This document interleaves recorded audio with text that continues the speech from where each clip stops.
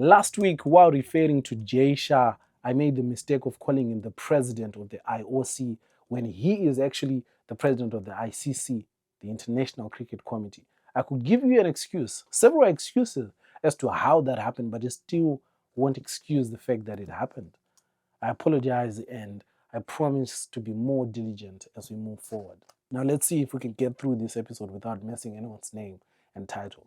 According to the New York Times, there's a draft circulating within the US government which categorizes countries into 3 different tiers. There's a red tier. Countries in this category would be banned, absolutely banned from traveling to the US. In this tier, you find countries like Cuba, Somalia, North Korea, Afghanistan, Yakesti is in that tier. Then there's the orange tier, which features countries like Belarus, Russia, Pakistan, and Haiti. Then there's the yellow tier. The yellow tier features 22 countries. Angola is on that list. DRC, Mali, Chad, Malawi are on that list.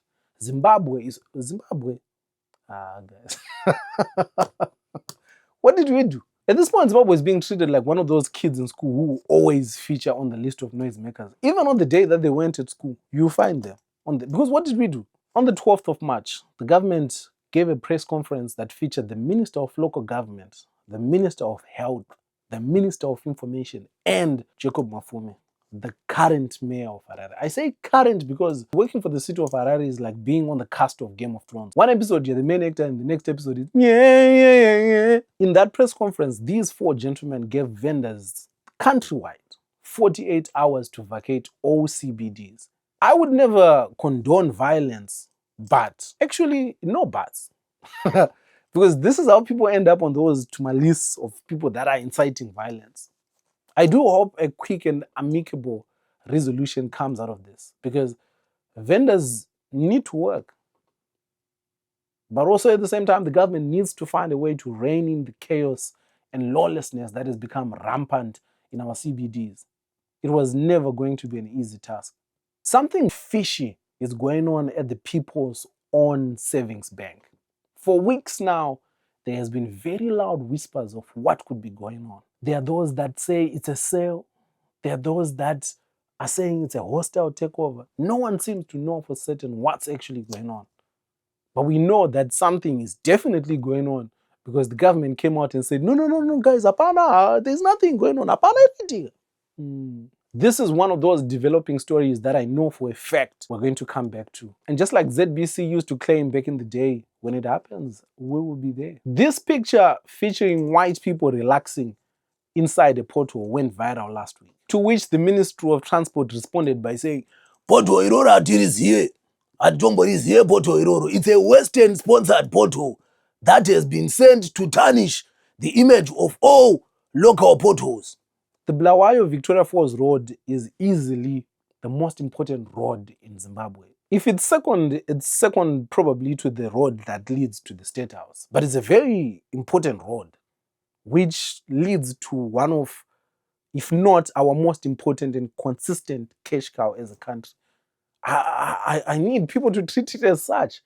The Zimbabwe Music Rights Association, Zimura, has imposed a $150 fee per gig for any band that is performing cover music. These guys saw all the money that Denison Musekiwa was making with his saxophone and thought,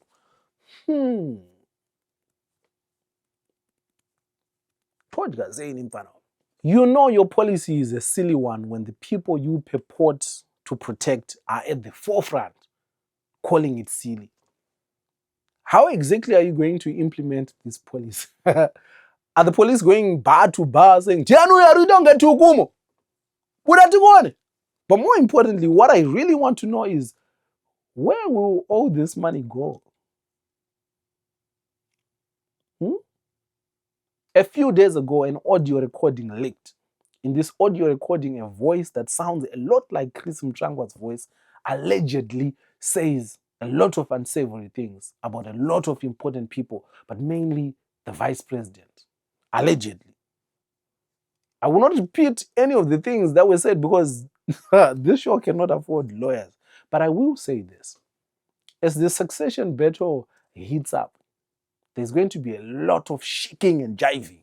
A lot of it. A lot of which we have already started seeing.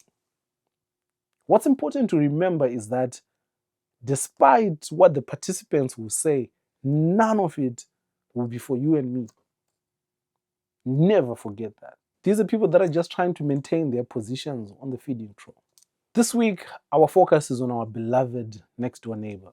And the question we are attempting to answer is this: is South Africa way better at being a country, or has South Africa, by virtue of its positioning, greatly benefited from Zimbabwe's mistakes, both political and economical?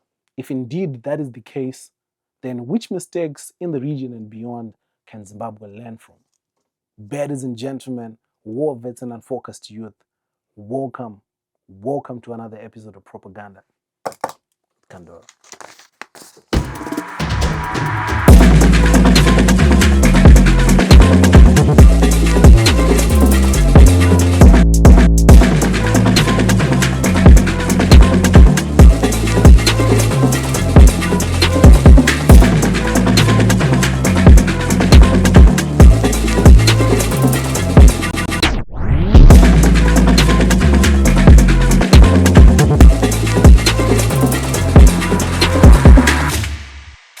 Until quite recently, South Africa had been the darling of the Western world, arguably the darling of the Western world. The first and only FIFA World Cup tournament in Africa was in South Africa. When Jay-Z and Beyonce first performed in Africa, it was in South Africa. There's an Avengers movie that was filmed in Johannesburg. South Africa even has an Oscar award, not to mention Trevor Noah and now Tyler. A lot of this goodwill has to do with Nelson Mandela, but to South Africa's credit, they have sustained it well through consistently good branding. You won't find it written down, but having Zimbabwe as a neighbor has also done wonderful things for South Africa's image. I grew up in a police camp. Our houses were very close to each other, too close. You knew what was happening next door without having to go next door. As a child, there was nothing, absolutely nothing, that would motivate you to introspect, to want to do better, more than hearing the child next door getting beaten up. Especially if they're getting beaten up for something you're also planning on doing. In police camps, beatings are very contagious. For the better part of my life, Zimbabwe feels like it has existed as a cautionary tale for South Africa. In the year 2000, Zimbabwe launched a fast-track land reform program, expropriating white-owned farms without compensation. This populist approach aimed to correct colonial-era land injustices. It was a fun time, depending on which side of the fence you were. Chenjerai Hitler Hunri and Joseph Chinotimba emerged and became overnight champions of this third Chimurenga. Jonathan Moyo did some of his best work during this time.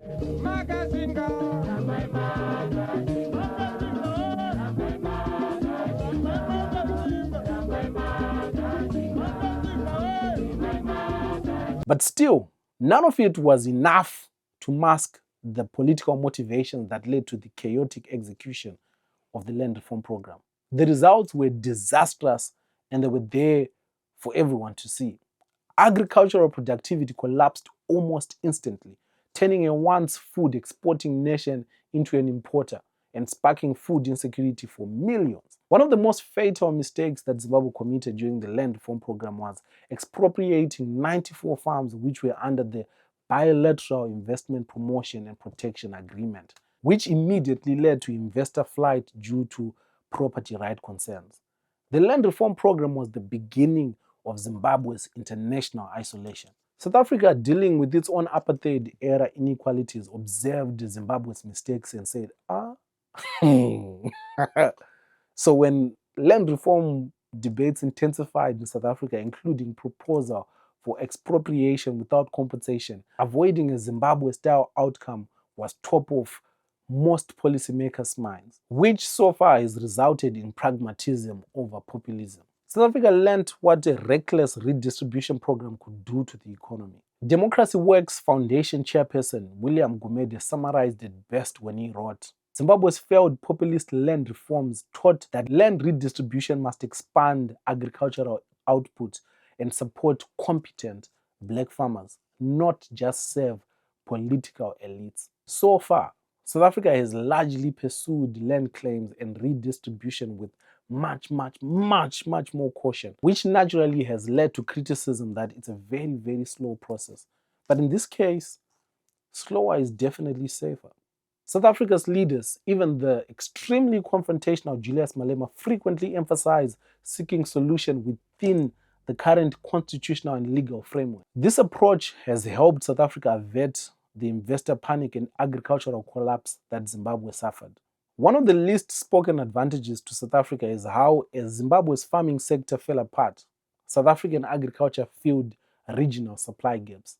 This inadvertent benefit definitely showed up South Africa's agricultural sector and export earnings during that period.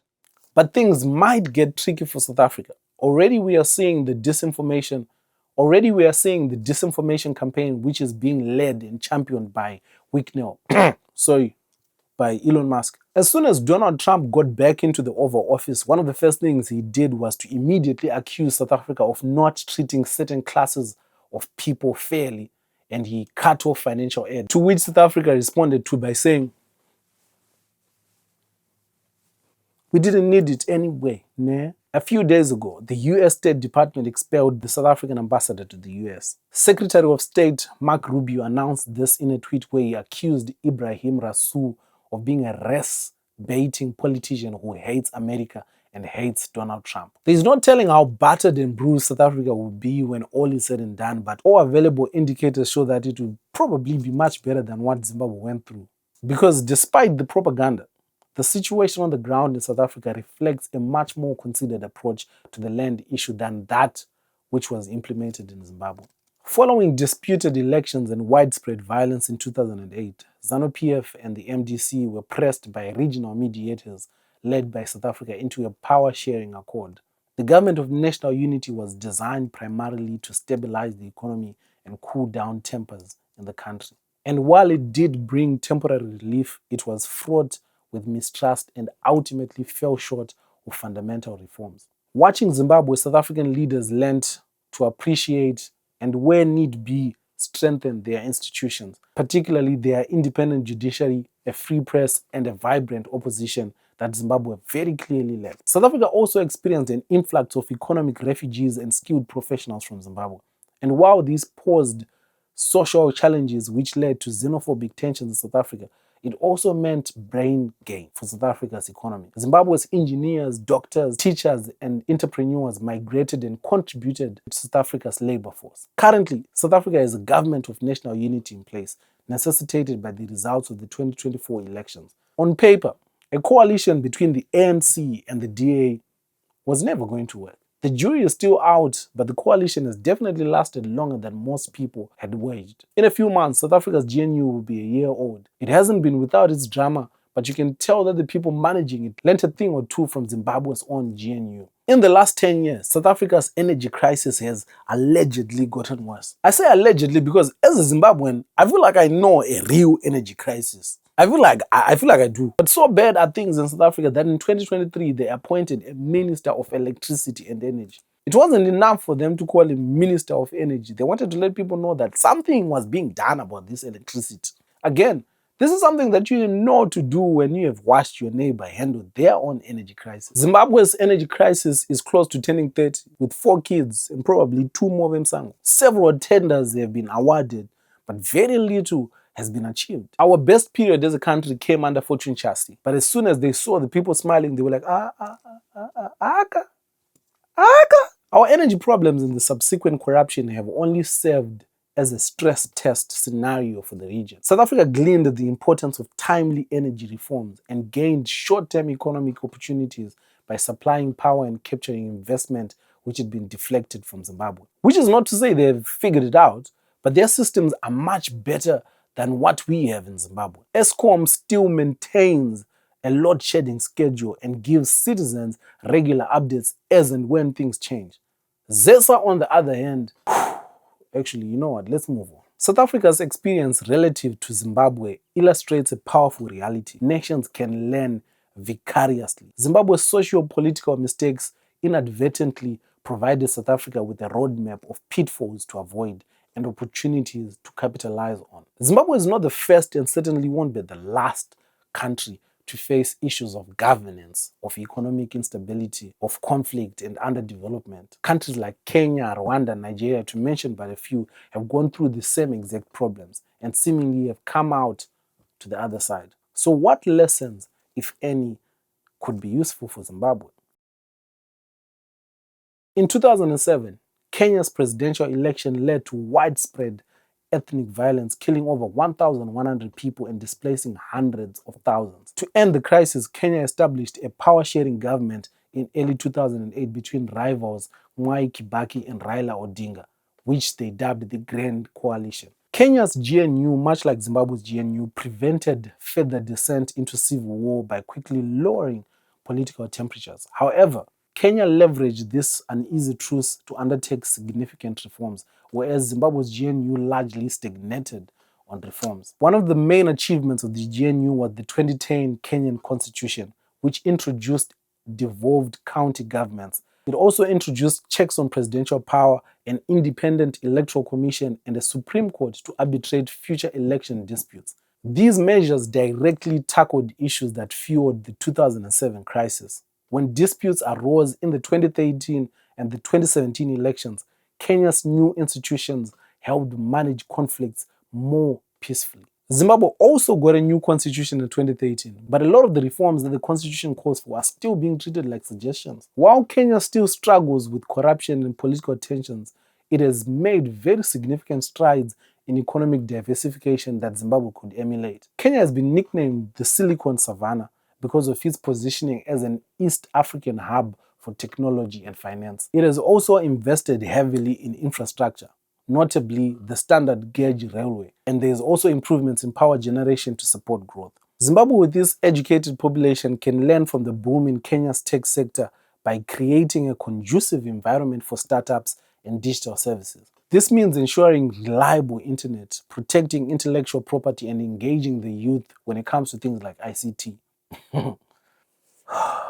The Kenyan model is not perfect. Corruption and ethnic tensions persist, but the progress since 2008 is tangible and very instructive. Rwanda's transformation since the 1994 genocide has been frequently cited in African policy discussions admiringly as a model. The past 3 years have seen a dip in Paul Kagame's favorability ratings due to his very centralized and uncompromising style of governance. But that still does not take away from how remarkable it has been to see Rwanda rebuild from near total collapse to achieving the level of economic growth it has achieved since 1994. Under Kagame, Rwanda adopted Vision 2020, which they have now updated to become Vision 2050. I know what you're thinking.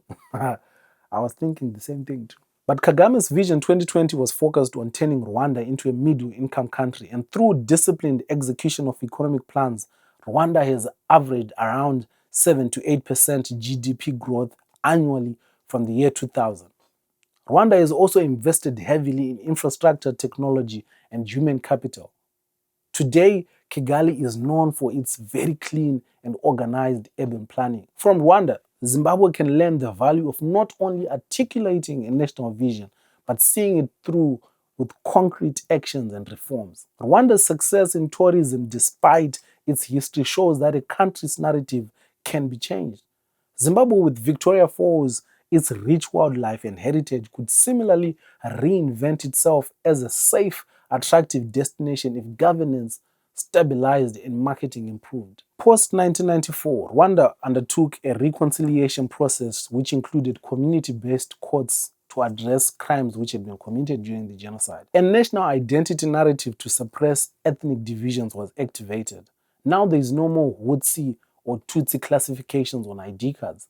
Rwanda shows that acknowledging past atrocities and actively promoting unity is essential for a stable society.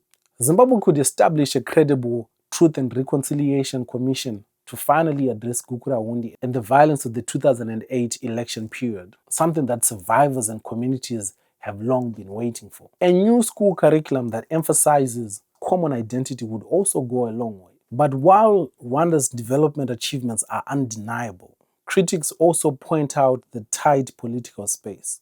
Opposition parties are either weak or co-opted. The media is heavily regulated.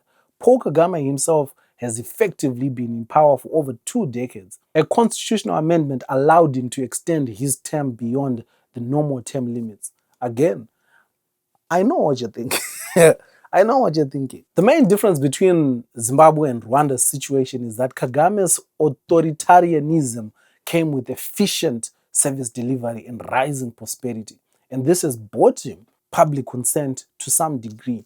Zimbabwe cannot and should not simply transplant Rwanda's model. We have seen that movie before. And no one, absolutely no one, has any interest in watching it again. What we as Zimbabweans should try and emulate is Rwanda's efficiency and anti-corruption drive, and then strive to marry that with true democracy. Zimbabwe's journey since independence has been a tumultuous one. South Africa's relative stability and progress in the same period underscores how different policy choices led to different outcomes. And indeed, South Africa has often adjusted its path by observing Zimbabwe's errors in land reform, in governance, and in economic management. South Africa also tacitly benefited from Zimbabwe's decline. But in that same breath, it should be mentioned that South Africa also shouldered some very, very heavy burdens. Zimbabwe stands at a crossroads where it can glean invaluable lessons from its African peers. Kenya teaches the power of reform after a crisis and the hope of reconciliation. Rwanda showcases what determined governance can achieve in rebuilding a nation. While a country like Nigeria demonstrates both the perils of mismanagement and the potential of a dynamic, diverse society striving for better governance. Ultimately, the road forward for Zimbabwe requires coupling internal political will with external lessons learned. Practically, this means building governance structures that are both inclusive and accountable. It also means investing in infrastructure for development. But more importantly, it means doing everything within the government's power to heal the social fabric of the nation. These are all tall orders, but they're illuminated by the experience of others. History does not repeat exactly, but often it rhymes. Zimbabwe can hear those rhymes from across the continent and use them to script a better future for its citizens. Maybe then Zimbabwe will realize the tremendous potential that so many Zimbabweans have long hoped for. This has been another episode of Propaganda with Kandoro. I'll catch you guys next Monday.